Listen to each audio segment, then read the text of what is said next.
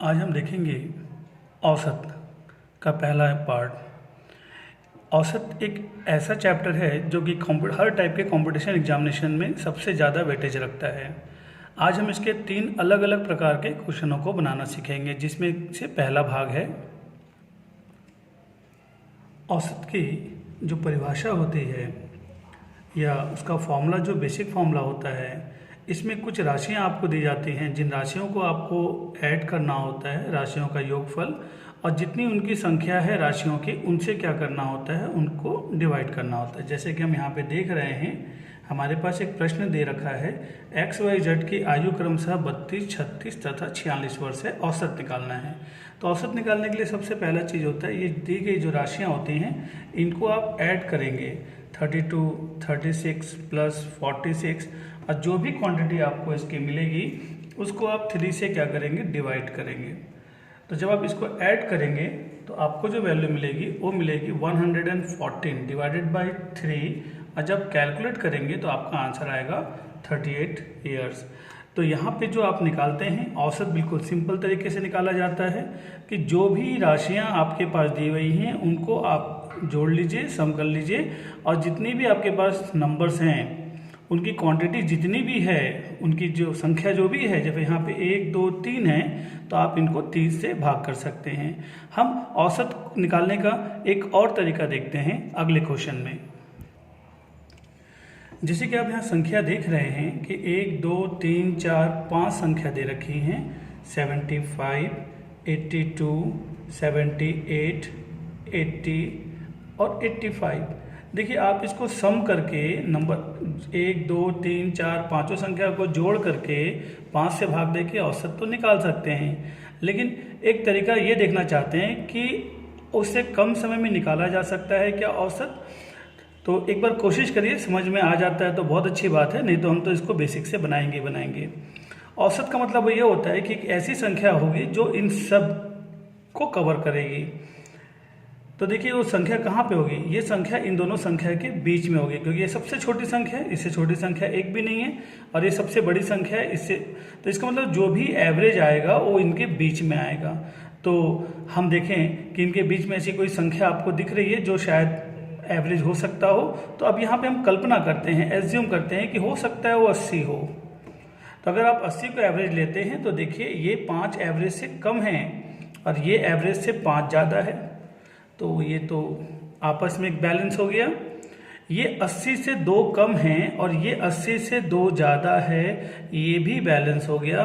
मतलब आपने जो कल्पना की थी वो यहाँ पे सही है, 80 ही इसका आंसर है। लेकिन मान लेते हैं कि कुछ इस टाइप से पूरा कटता नहीं, तो हम किस प्रकार से करते तो वो भी मैं आपको बताऊंगा आने वाले क्वेश्चनों में।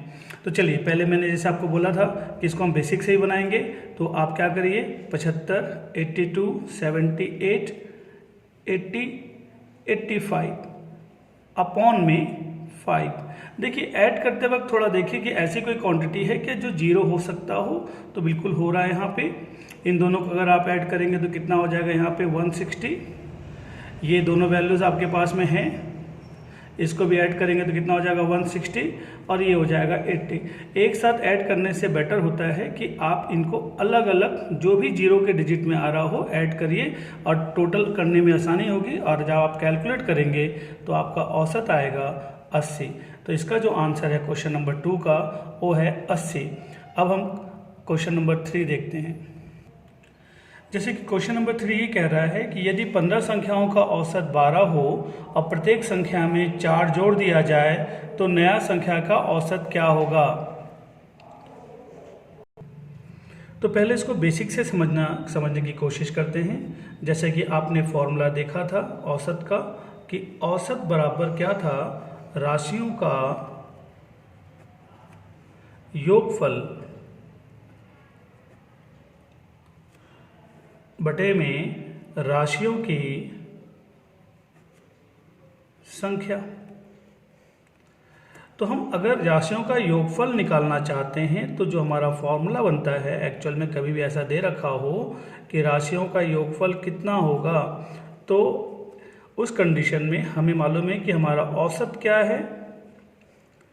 औसत को राशियों की संख्या से गुणा कर देंगे तो हमारा यहाँ पे औसत मिल जाएगा। तो पहले हम पता करते हैं, अगर 15 संख्याओं का औसत 12 है तो 15 संख्याओं का योगफल कितना होगा, योगफल निकालते हैं तो ये वैल्यू कितनी हो जाएगी, 15 गुणे में 12 बराबर कितना हो जाएगा आपके पास में 180 हो जाएगा।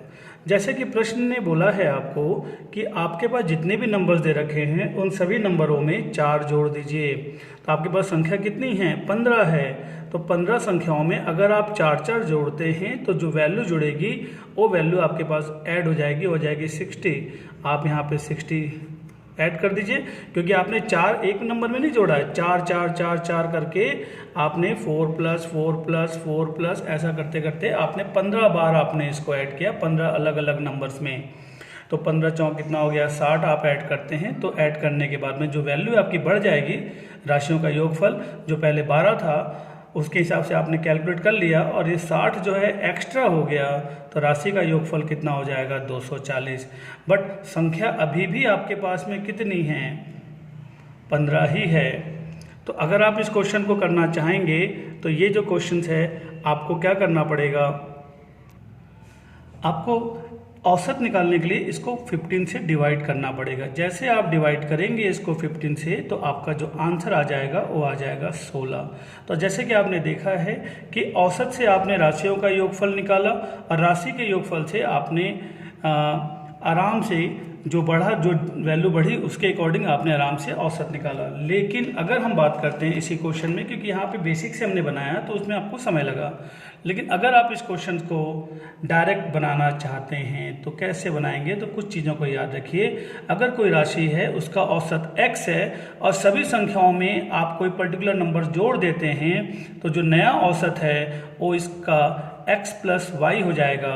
अगर मैं देखूं कि पहले मेरा औसत कितना था, वो था 12, मैंने इसमें क्या ऐड किया, मैंने ऐड किया 4, तो 12 में से 4 अगर मैं जोड़ता हूँ तो ये 16 आ जाएगा। तो ज़्यादा अच्छा ये रहेगा कि हम ये दिमाग में रखें कि अगर सभी संख्याओं में अगर मैं 4 जोड़ रहा हूँ तो उसका औसत भी 4 बढ़ेगा। मुझे इतना लंबा चौड़ा कैलकुलेशन करने की ज़रूरत नहीं पड़ेगी। ये कैलकुलेशन सिर्फ मैं आपको बेसिक समझाने के लिए ही बता रहा हूँ। अब हम देखते हैं question number 3। Question number 4। Question number 4, यदि 15 संख्याओं का औसत 12 है और प्रत्येक में 4 आप घटा रहे हैं, तो जैसे कि मैंने आपको पहले समझाने की कोशिश की कि जो भी होगा अगर आप 4 घटा रहे हो तो सभी संख्या में 4 घटेगा। इसका मतलब तो यही है कि उसका औसत जो है ये क्या हो जाएगा, 4 कम हो जाएगा। तो इसका मतलब यही है कि सेकंड वाले का अगर आपको आंसर देना है तो पहले आपका औसत कितना था, x की वैल्यू कितनी थी, पहले औसत कितना था 12। आप क्या घटा रहे हो, आप उसमें आप घटा रहे हो इसमें 4। तो अब जो नया औसत बनेगा आपके पास में वो बनेगा 8। जैसे कि पिछले क्वेश्चन में हमारे पास जोड़ने की बात किया था तो हमने क्या किया था कि औसत चूंकि हर नंबर पे 4 ऐड हो रहा था तो हमने यहाँ पे ऐड कर दिया था, लेकिन इस क्वेश्चन में सभी नंबरों में हम 4 घटा रहे हैं, इसलिए हम औसत हमारा क्या हो जाएगा, चूंकि सारे नंबर पे 4 कम हो रहा है इसका मतलब औसत में 4 कम हो रहा है। इसका मतलब हम औसत में क्या करेंगे, 4 को माइनस कर देंगे, हमारा आंसर आएगा 8। Question number 5। इस बार जैसे कि हमने पिछले 2 प्रश्नों में देखा कि जब हमें बताया गया था कि ए राशियों का औसत x है, सभी संख्याओं को y से पहले हमें जोड़ने बोला था तो हमने ऐड कर दिया था, हमें घटाने बोला था हमने घटा दिया था। अगर गुणा करने बोला जाए तो औसत में डायरेक्ट आप गुणा कर देंगे, आपका आंसर डायरेक्ट आ जाएगा। जैसे कि आप प्रश्न में देख रहे हैं कि यदि 15 संख्याओं का औसत 12 है और प्रत्येक संख्या में 4 से गुणा कर दिया जाए तो नया औसत कितना हो जाएगा।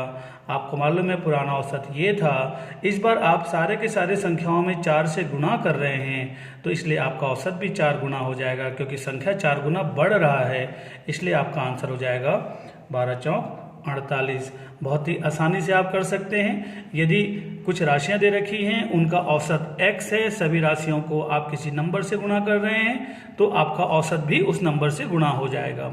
अब हम देखते हैं क्वेश्चन नंबर 5। क्वेश्चन नंबर 5 तो हो चुका था, अब हम देखते हैं क्वेश्चन नंबर 6। इसमें क्या दिया हुआ है कि कुछ राशियां दे रखी हैं, उसका औसत आपके पास x है और इस बार आप सभी संख्याओं को y से भाग करते हैं। तो आपका औसत भी y से भाग में चला जाएगा। तो बिल्कुल सिंपल है। अगर सभी संख्याओं के साथ में अगर आप किसी चीज़ को क्वांटिटी को जोड़ते हैं तो औसत में वो जुड़ जा रहा था, घटाते हैं तो औसत में उस क्वांटिटी को घटा दीजिए, गुणा करने की बात हो तो गुणा कर दीजिए, अब भाग करने की बात हो तो भाग कर दीजिए। कैसे? 15 संख्याओं का औसत 12 है तो आपका हो गया 12, और प्रत्येक संख्या को आप 4 से भाग करते हैं तो आप अगर औसत को 4 से भाग कर देंगे तो आपको आपका नया औसत जो है वो मिल जाएगा। तो क्वेश्चन नंबर 6 का जो आंसर है वो है 3। अब हम क्वेश्चन नंबर 7 की बात करते हैं। अब हम तीसरे टाइप के क्वेश्चन की बात कर रहे हैं। संख्याओं पर आधारित औसत के प्रश्न आते हैं। ये बहुत ही महत्वपूर्ण प्रश्न होते हैं और इन्हें कुछ बेसिक फॉर्मूले से हम आसानी से ध्यान रख सकते हैं। जैसे कि क्वेश्चन में हमें कह रहा है प्रथम 25 प्राकृतिक संख्या जो होती हैं वो 1 से चालू होती हैं और ये कंटिन्यू 1 2 3 4 5 6, इन्हें अपन नेचुरल नंबर भी कहते हैं। इसमें शून्य और ऋणात्मक संख्याएं नहीं होती हैं। तो क्वेश्चन कह रहा है कि प्रथम 25 प्राकृतिक संख्या मतलब 1 2 3 4 डैश डैश डैश 25 तक जाएगा। तो कह रहा है का औसत क्या होगा। तो जैसे कि मैंने आपको औसत का नियम बताया था, उसके तहत में सबसे पहले तो आपको इन 25 संख्याओं को जोड़ना पड़ेगा और फिर 25 से भाग देना पड़ेगा। ऐसा करने से बहुत ज़्यादा समय लग जाएगा। तो एक चीज़ और ध्यान रखिए, अगर कोई भी क्वेश्चन सीरीज में है, सीक्वेंस में है, जिस सीक्वेंस मतलब इनके बीच का गैप 1 है, इसके बीच का गैप है, कि इसका बीच का गैप 1 ही है, मतलब सारी की सारी संख्याएं सीक्वेंस में हैं, तो उस स्थिति में आपका औसत निकालना बहुत आसान हो जाता है। उसका फॉर्मूला होता है अंतिम पद प्लस प्रारंभिक पद। आपको सारे के सारे पदों को जोड़ने की ज़रूरत नहीं है, सिर्फ फर्स्ट एंड लास्ट को ऐड करके 2 से डिवाइड कर दीजिए। जैसे कि मैं आपको एक एग्जांपल बताता हूँ। जैसे कि हमें 1 2 3 4 5 का औसत चाहिए, तो आपके पास एक तरीका ये है कि आप इन सबको ऐड करिए। 5 5 10 और इनको ऐड किया तो आपने 15, और किस से भाग किया आपने इसको? 5 से भाग किया, आपका आंसर कितना आ गया? 3 आ गया। ये एक एग्जाम्पल की बात कर रहे हैं क्वेश्चन को समझने के लिए। लेकिन आप चाहते तो इसमें मैंने क्या बोला कि अंतिम का पद प्लस प्रारंभिक पद बटे में 2, तो आप 5 में 1 को जोड़ेंगे, 6/2 हो जाएगा। 6/2 को आप सॉल्व करेंगे, 3 आ जाएगा। तो आप समझ रहे हैं यहाँ पे कि 1 से 5 तक कम संख्या दे रखी है, तब तो कोई दिक्कत नहीं है, आप ऐड कर सकते हैं। लेकिन अगर संख्याएं ज़्यादा हैं, जैसे कि यहाँ पे 1 से 25 तक का बोल रखा है, तो आप इसे ऐड नहीं कर सकते, उतना समय नहीं है। तो फिर आप बेसिक फॉर्मूला यूज़ करेंगे, अंतिम पद प्लस प्रारंभिक पद बटे में 2। तो अंतिम पद क्या है? वो है 25। प्रारंभिक पद क्या है? वो है 1 बटे में 2। कहने का मतलब ये है कि 26 बटे में 2 आप कैलकुलेट करेंगे तो आपका आंसर आ जाएगा 3। इसी को मैंने फॉर्मूले के रूप में लिखा हुआ है कि प्रथम n प्राकृतिक संख्याओं का औसत क्या होगा। अगर आपके पास में n की वैल्यू 25 दे रखी है तो आप 25 प्लस 1 बटे में 2 लिखेंगे तो आपका आंसर डायरेक्ट यहाँ पे आ सकता है। ये फॉर्मूला अंतिम पद प्लस प्रारंभिक पद बटे में 2 के रूप में ही ये फॉर्मूला जो है हमारे पास में है। अब हम देखते हैं सेकंड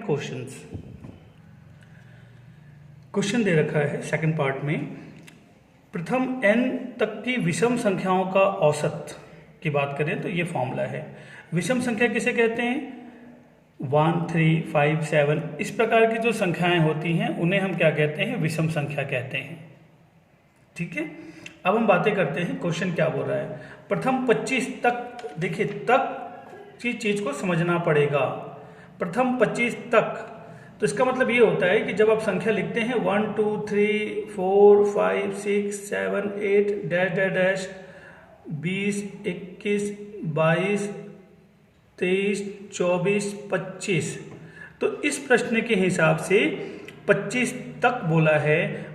क्या चीज? विषम संख्या। तो कौन कौन सी संख्या हो जाएंगी? इस प्रकार की संख्याएं हो जाएंगी 7 21 23 25, इस प्रकार से बोला प्रथम 25 तक की विषम संख्याएं। देखिए गैप तो सारी संख्याओं में बराबर है, अगर आप ध्यान से देखते हैं तो सभी संख्याओं में जो गैप है वो 2-2 का ही है। और जैसे कि मैंने आपको बताया था कि अगर गैप बराबर हो तो आपको क्वेश्चन को सॉल्व करने में काफ़ी आसानी हो जाएगी, एवरेज निकालने में। कैसे? अंतिम पद 25, पहला पद 1 बटे में 2, मतलब अगर n संख्या है तो n प्लस 1 अपॉन में 2, और जब आप इसको सॉल्व करेंगे 26 अपॉन में 2 हो जाएगा, और सॉल्व करने के बाद में आपका आंसर आ जाएगा 13। प्रथम 25 तक की विषम संख्याओं का औसत क्या है? तो आपने अंतिम संख्या, अब पहली संख्या आपको मालूम है तो आपको औसत, और ये चीज़ें सीक्वेंस में हैं तो औसत निकालने में कोई परेशानी आपके पास नहीं होगी। लेकिन थोड़ा सा चेंज के साथ में हम क्वेश्चन अगला देखते हैं। क्वेश्चन में चेंज क्या है वो देखिए, प्रथम 25 एक ही चीज दिख रहा है, विषम संख्या औसत क्या है, सब कुछ ठीक है, केवल चेंज कहाँ दी है? तक, और यहाँ पे कुछ बोला नहीं है। अगर यहाँ कुछ नहीं बोला है तो यहाँ पे प्रथम 25 का मतलब चेंज हो गया। प्रथम 25 का मतलब हो गया पहली संख्या ये है, दूसरी संख्या ये है, तीसरी संख्या ये है, चौथी संख्या जो है वो आपके पास में ये है, पांचवी संख्या 9 है। ऐसे करते करते 25वीं संख्या अगर आपको निकालनी है तो मैंने आपको एक फॉर्मूला बता रखा है। यहाँ पे अगर आप ध्यान से देखें 2n-1, तो अगर आपको 25वीं संख्या निकालनी है गुणे में 25-1, तो ये कितना हो जाएगा? 49। तो ये जो सीरीज है आपके पास में, ये जो सीरीज है कहाँ तक जाएगी? ये जाएगी 49 तक। तो यहाँ पे आप देख रहे हैं कि जो सीरीज है तो ये 25 जो है ये विषम संख्याएं हैं। यहाँ पे 25 तक की विषम संख्याएं हैं कि 25 तक संख्या के अंदर में जो भी विषम संख्याएं आप उसको काउंट करेंगे, एक छोटा सा वर्ड्स के कारण काफ़ी इफेक्ट पड़ता है। जब आप इसका आंसर निकालेंगे तो अंतिम पद कितना आपके पास में? 49। प्रारंभिक पद कितना है? 1/2। तो जब आप सॉल्व करेंगे 50/2 बराबर 25। अगर आप ध्यान से देखें तो बिल्कुल सिंपल तरीके से अगर आप फॉर्मूला ध्यान रख सकते हैं तो आप ये याद रखिए कि प्रथम n विषम संख्याओं का जो औसत होता है वही होता है जो आपको दे रखा है। मतलब 25 विषम संख्याओं का औसत 25 होगा, तो 25 तक की विषम संख्याओं का औसत 13। इस फॉर्मूले से आप निकाल सकते हैं। अब 25 विषम संख्याओं का औसत 25 होगा। अब हम अगला टाइप देखते हैं। जैसे कि हमने अभी विषम संख्या पे बात की थी, अब जो प्रश्न है वो सम संख्याओं पे देखते हैं। सम संख्याओं का मतलब होता है 2, 4, 6, 8, जैसे जो भी आपको nवां सम संख्या निकालना है, जो भी निकालना है तो 2 इस प्रकार से आप 2n से मल्टीप्लाई करके निकाल सकते हैं। जो हमने विषम संख्याओं पे समझने की कोशिश की थी वो वापस सम संख्याओं पे देखते हैं। प्रथम 25 तक बोले तो 25 तक मतलब 2, 4, 6, 8 डैश डैश डैश, ये नहीं होगा। ठीक है, आपको ध्यान रखना है कि यहाँ पे होगा 1, 2, 3, 4, 5, 6 डैश डैश डैश, 20, 21, 22, 23, 24, 25। आप कुछ इस प्रकार से संख्याएं लेंगे। इसके अंतर्गत में जितनी भी सम संख्याएं आती हैं वो सारी की सारी संख्याएं जो हैं आपके पास में आएंगी। मतलब जो आपको सीरीज यहाँ पे मिलेगा वो मिलेगा 2, 4, 6, 8 डैश डैश डैश 24 तक आएगा। जैसे कि मैंने बताया कि आपका सीरीज अगर ये है तो आपका आंसर कितना होगा? अंतिम पद कितना है? 24। प्रारंभिक पद कितना है? 2/2। तो 24 में से अगर आपने 2 ऐड कर दिया तो कितना आ गया? 26/2 बराबर इसका आंसर जो आएगा वो आएगा आपके पास में 13। ये होगा 13। तो आपने देखा प्रथम 25 तक की सम संख्याओं की अगर बात करें तो किस प्रकार से आप बेसिक से बना सकते हैं। अगर आप छोटा सा फॉर्मूला याद रख सकें कि लगातार n तक की सम संख्याओं का औसत बराबर n+1 अपॉन में 2। तो जहाँ पे n की वैल्यू कितनी है? n की वैल्यू है 25 + 1 अपॉन में 2, तो आपका आंसर आ जाएगा 26/2 और आप कैलकुलेट करेंगे तो अगेन कितना आ जाएगा? 13। अगर आप छोटा सा फॉर्मूला याद रख सकते हो तो ज़्यादा आसान है। अब हम बात करते हैं 5वें टाइप में। क्वेश्चन नंबर 11, प्रथम 25 सम संख्याओं का औसत होगा। यहाँ पे तक था, यहाँ पे सम है, इसका मतलब हो जाएगा 2, 4, 6, 8 डैश डैश डैश। 25वां संख्या अगर आप निकालते हैं जैसे कि मैंने आपको फॉर्मूले में बताया था तो 25वां सम संख्या जो हो जाएगा 50 हो जाएगा। तो यहाँ पे ये जो सीक्वेंस है ये बढ़ते बढ़ते कहाँ तक जाएगा आपके पास में? ये जाएगा आपके पास में 50 तक जाएगा। औसत का फॉर्मूला मैंने आपको बताया है कि पहला और अंतिम पद को आप ऐड कर दीजिए, फर्स्ट एंड लास्ट, और 2 से डिवाइड कर दीजिए।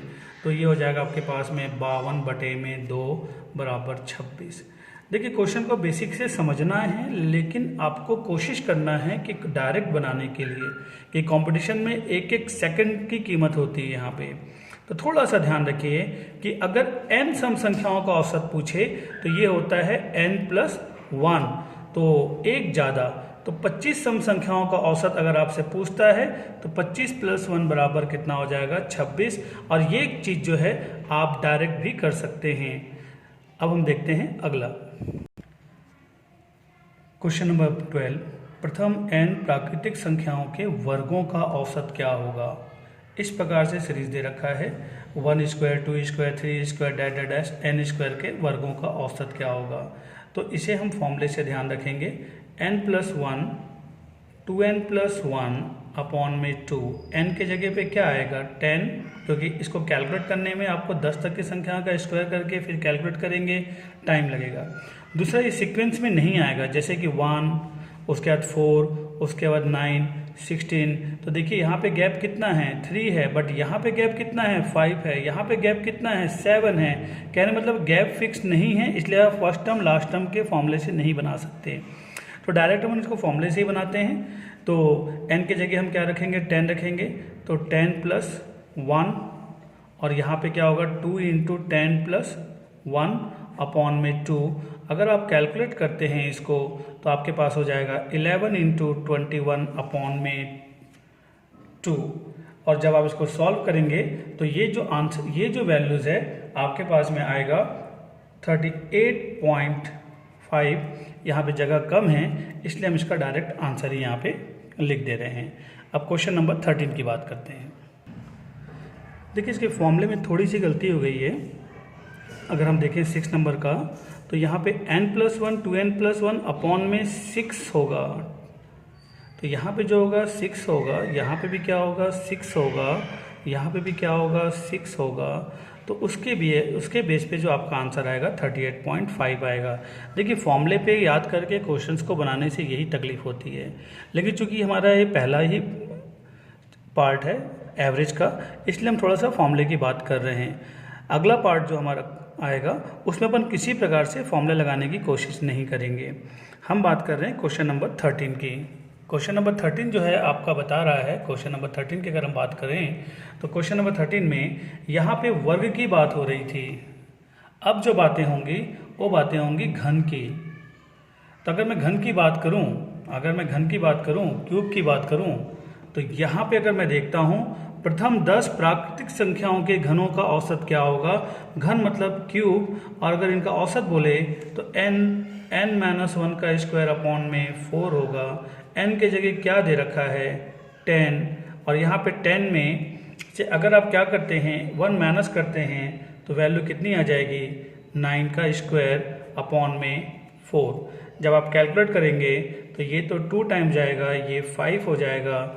5 इंटू में 81 डिवाइडेड बाई 2, और जब आप इसको कैलकुलेट करेंगे तो ये हो जाएगा 405/2, और जो आपका फाइनली जो आंसर आएगा वो आएगा 202.5। प्रथम n प्राकृतिक संख्याओं के घनों का योग क्या होगा। तो ये हमने देखा एवरेज में साधारण प्रश्न, जिसके तहत में कुछ अंकों पर आधारित थी, हमने प्रश्न किया हुआ है। अब आगे हम इसका पार्ट 2 में देखेंगे।